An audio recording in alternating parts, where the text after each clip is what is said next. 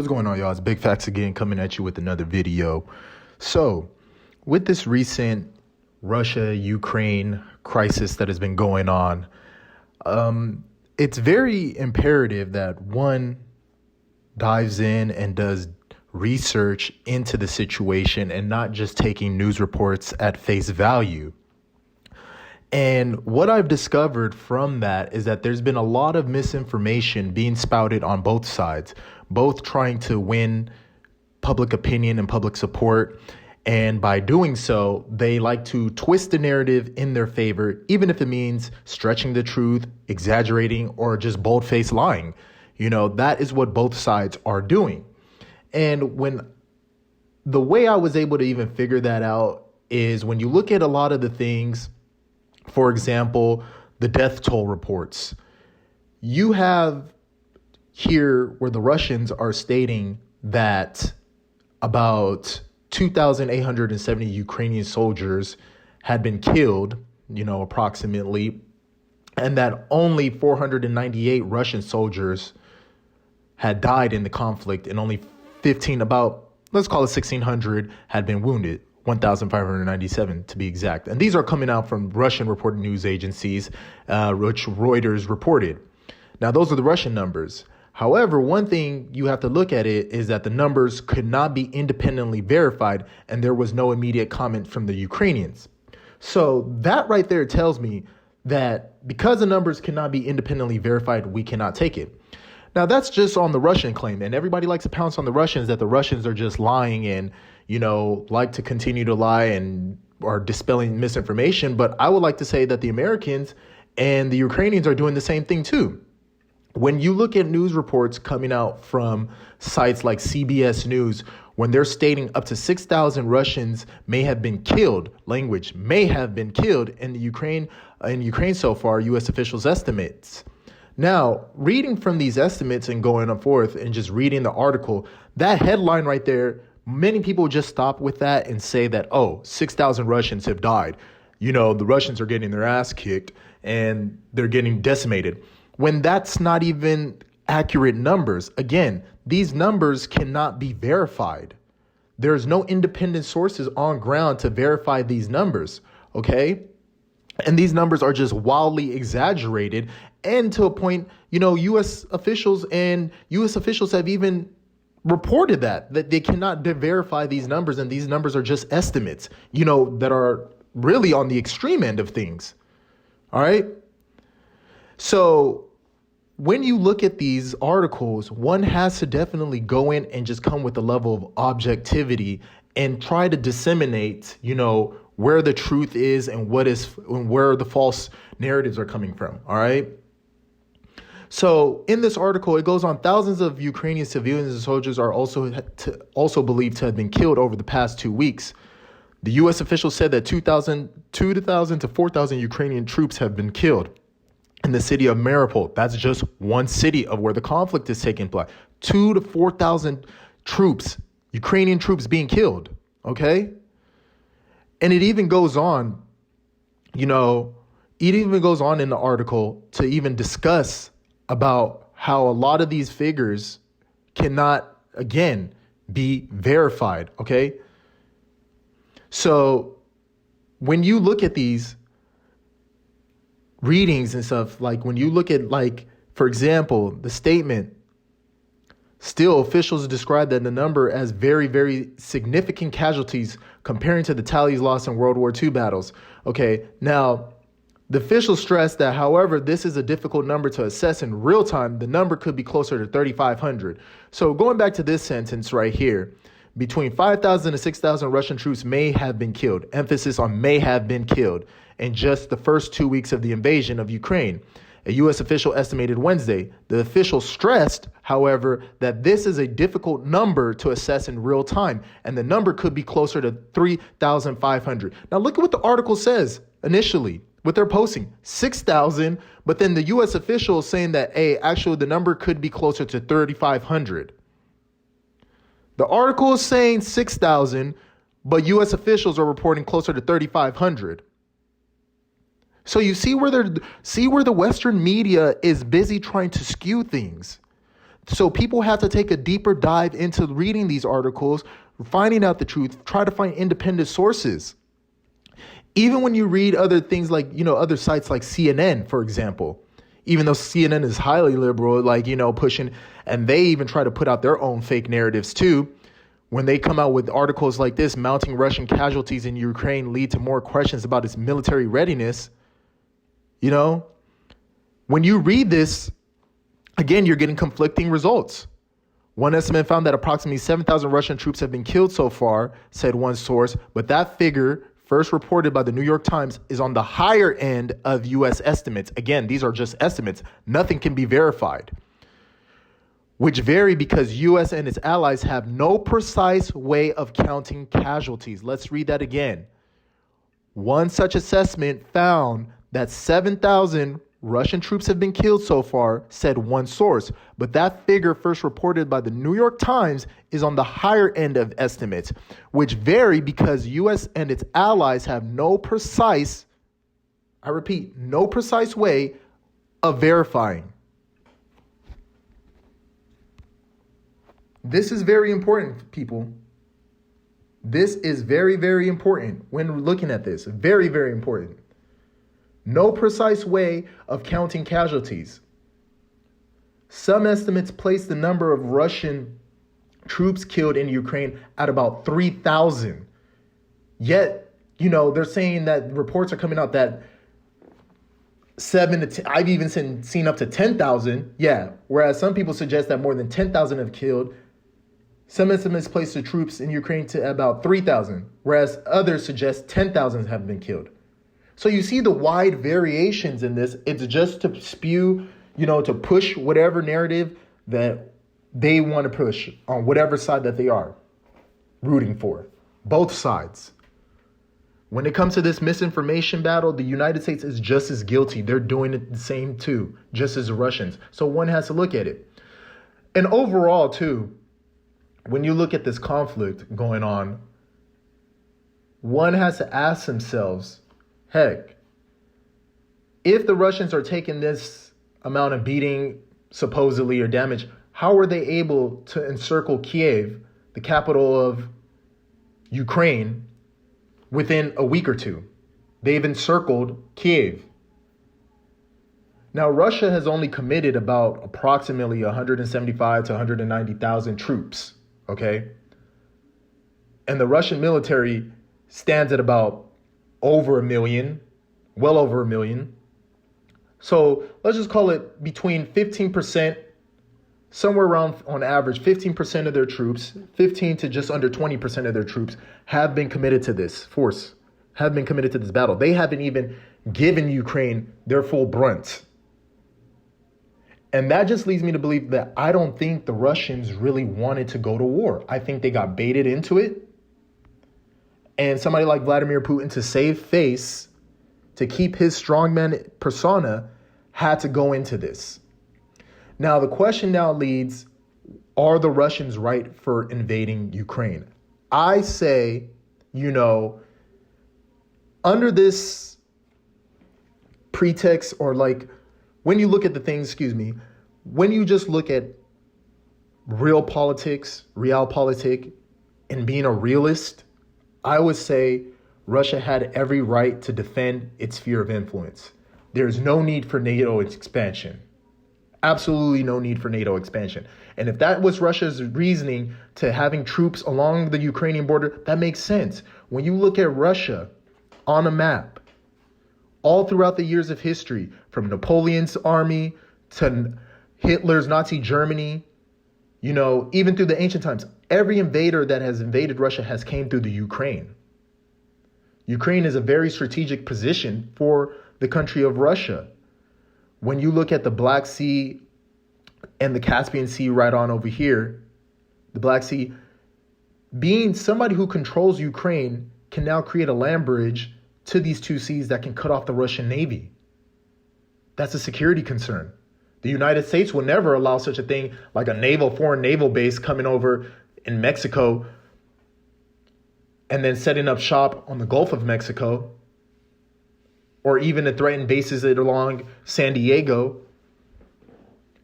naval bases along San Diego. No U.S. Just for the mere fact that we have the Monroe Doctrine. That should let you know that the United States would never tolerate such actions. So why do we expect any different from another foreign power, that being Russia or even the Chinese themselves? Why would we assume that? What is the benefit of having Ukraine and part of NATO? What is the benefit there?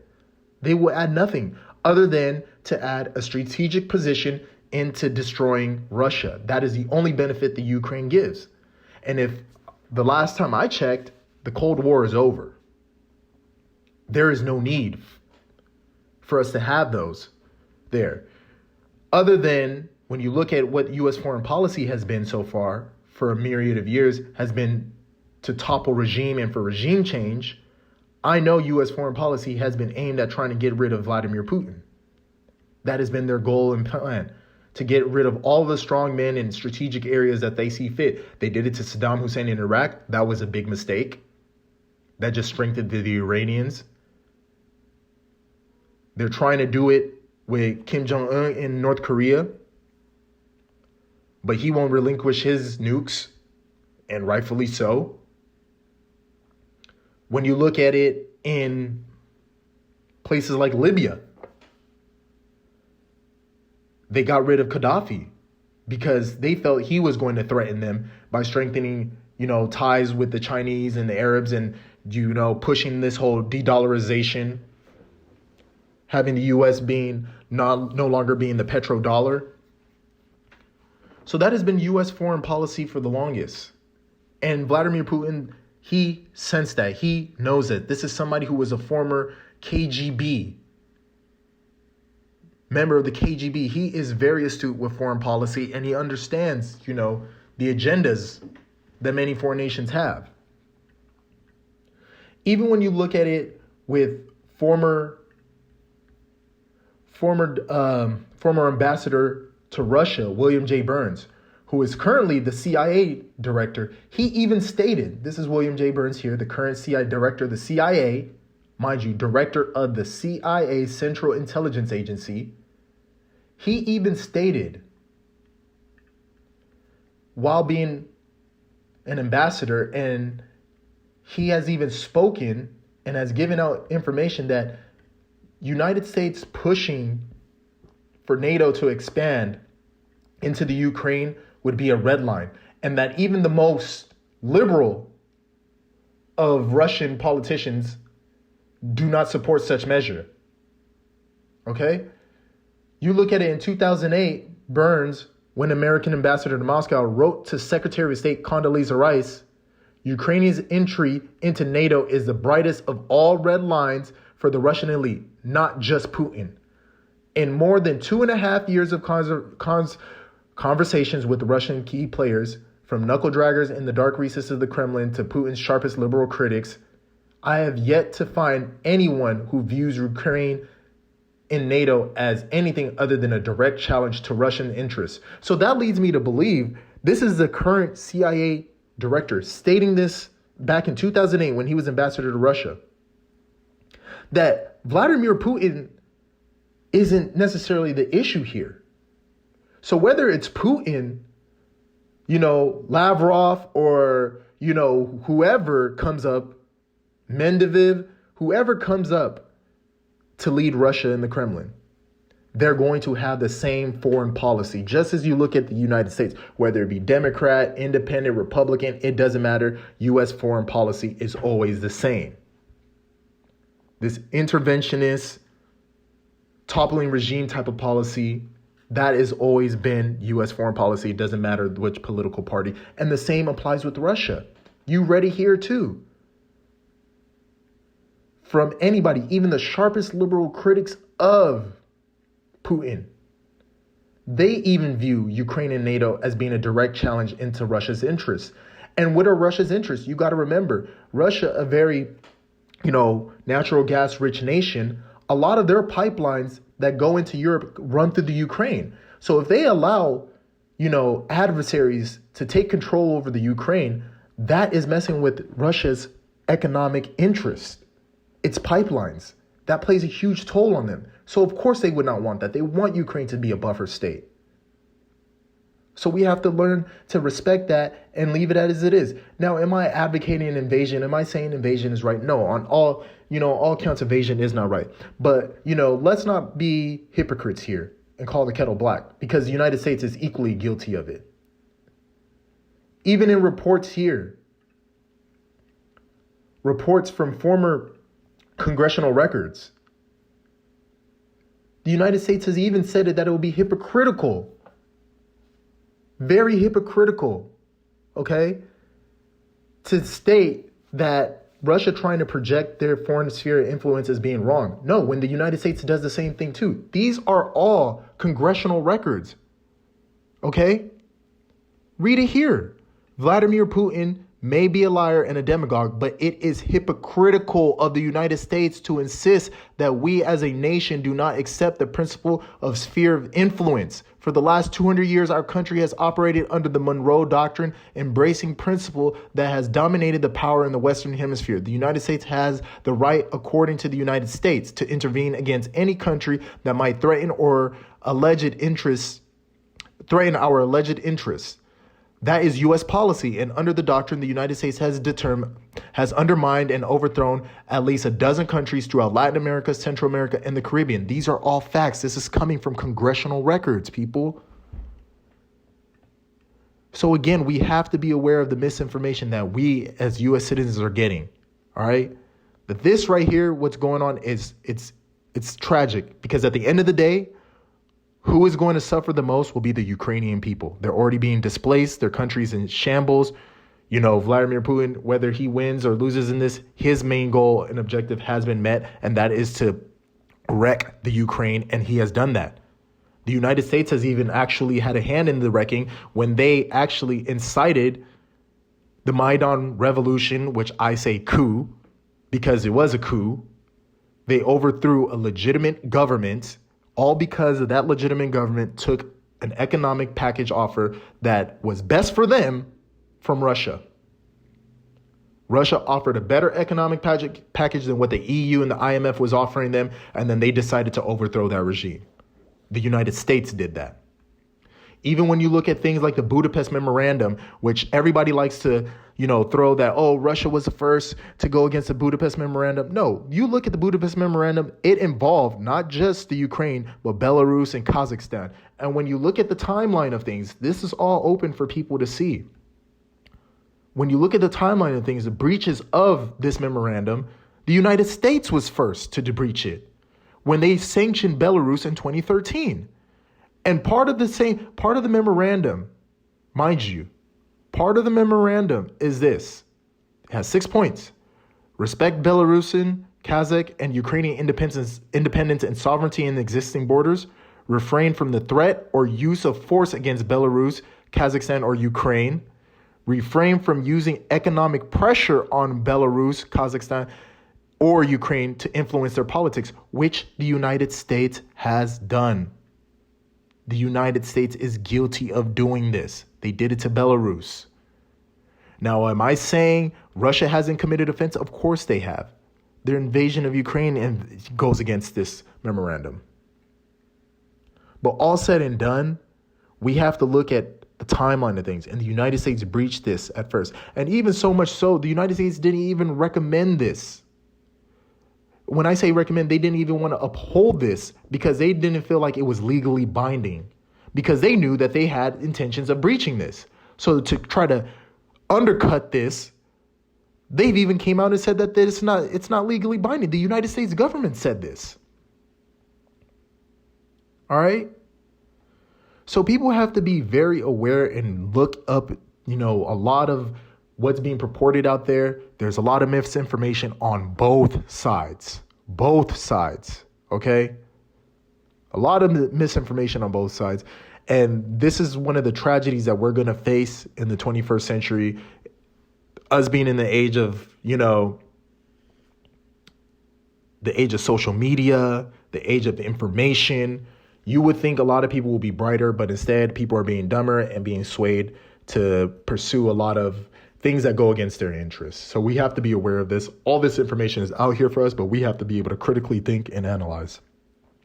And just like this, regardless, the United States public policy The United States publicly maintains that the memorandum is not legally binding, calling it a political commitment. The United States said this. The United States said this, people. Our country, who is supposed to be, defending of liberal values, went out and said this about the Budapest Memorandum. This is all open. Although the memorandum is not legally binding, we take these political commitments seriously and do not believe in any U.S. sanctions, whether imposed because of human rights or non-proliferation. The United States said this. It's all out there for people to see. They said it's not legally binding. So who are we to criticize the Russians when we don't even respect a lot of what's being purported out there? A lot of these deals, just like when the Russians complain about the U.S. promising not to expand NATO. So we have to look at these things. We have to critically think. There's a lot of misinformation on both sides. The information's out there. Now, who's in the wrong? I don't want to blame anybody for being wrong or right. All I would say is the realist approach. Russia has every right. When you think of it in a realistic sense, they have every right to defend their sphere of influence because the United States does the same exact thing. We've invaded countries like Iraq, Grenada, Panama.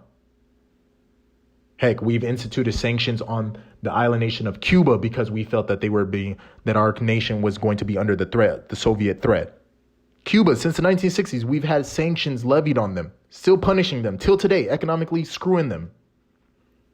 So let's kind of look at things objectively, view things fairly, and let's try to work diplomatically rather than trying to exert military and economic warfare.